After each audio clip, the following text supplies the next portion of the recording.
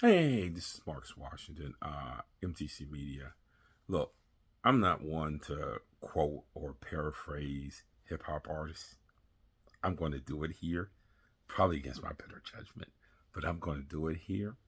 And I'm going to use the now podcaster, hip hop artist Mace. And I'm going to paraphrase because I'm certainly not going to use the language that he used.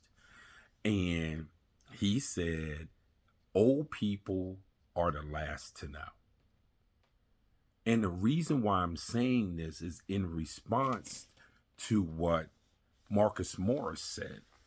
Marcus Morris, one of the Morris twins, made the statement, there are no great teams left in the NBA playoffs. But there is. And this is something that happens in every industry, not just sports, not just the NBA. I've seen it happen in industries that I am in. Industry standards, definitions, excellence, guidelines, regulations are living organisms. They aren't static definitions. And the reason why I say that is I know what Marcus Morris meant.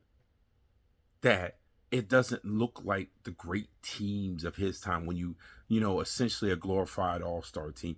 Magic Johnson's Lakers was a glorified all-star team.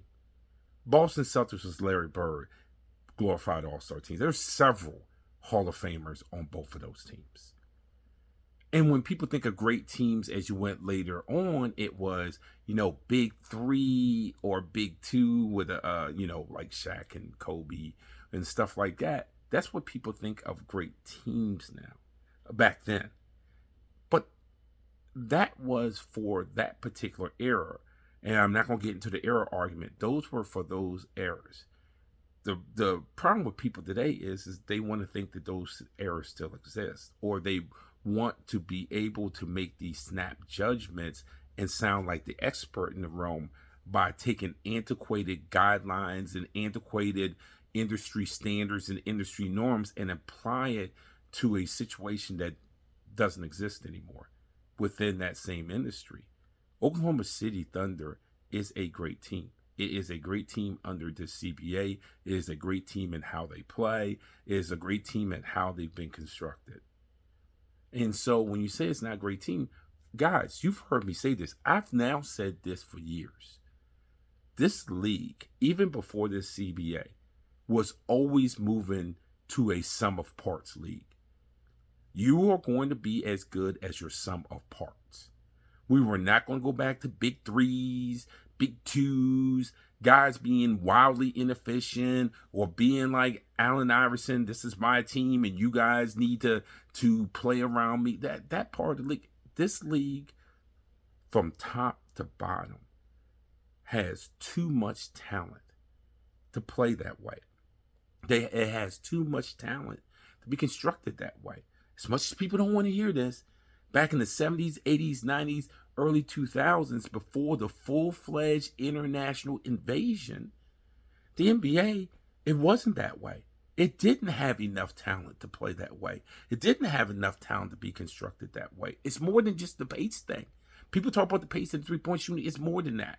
That's just surface. It is the amount of talent in the league because of the invasion of the foreign players. And that is something that the league did a great job in doing. They put a lot of investment in it. They put a lot of time in it. They were patient with it because basketball is a global game. The NFL and American version of football is not a global game.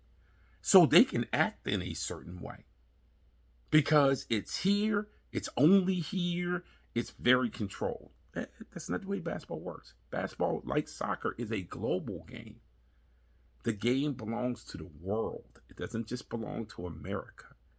And the NBA has benefited wildly because of it. And with our current CBA in the league, you might as well get used to this, guys. And, again, under the previous CBAs, you can see it coming. That's why it's been so long since you've seen the NBA's have repeat champions, and this idea of dynasties, at least for now, it's not even to be talked about in the traditional way that you talked about dynasties, not in the NBA, not what we have now. And with the CBA, along with the talent level, I don't know if you're going to be able to speak about it in the way that you used to speak about it for the foreseeable future. It's not what the NBA is. And by the way, this is what the governors wanted this to be. Those last 3 to 4 CBAs has caused what you're seeing today. This is what the intended effect was. This is what they wanted. They're getting exactly, now you might not like it, Mr. Oldhead, Unc, OG, whatever term you want to use, but this is what was the intended effect. So yes, you're going to have to build a team. Eventually, there's going to be some of parts. Of course, there's going to be really good players in there. Of course, there's going to be superstars. Of course, there's going to be all those things. But this idea of the Iverson years of oh, I'm going to cover my team. It's about me.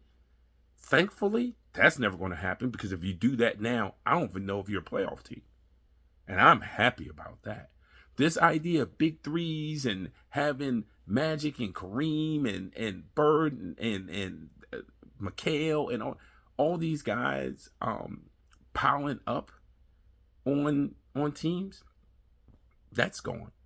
The big three that you saw in Miami with LeBron and Bosh and Wade, you can do the same today and probably don't have enough cap space to put enough complementary players around them to win. It's hard, but that was the intended effect. So I'm sorry, Marcus Morris, you are using an antiquated, out of date definition of great teams. There are great teams that are left in here. And you know what? The NBA is going to have more great teams under a modern definition than probably ever before. And it's the best thing for this league in the time that we live in.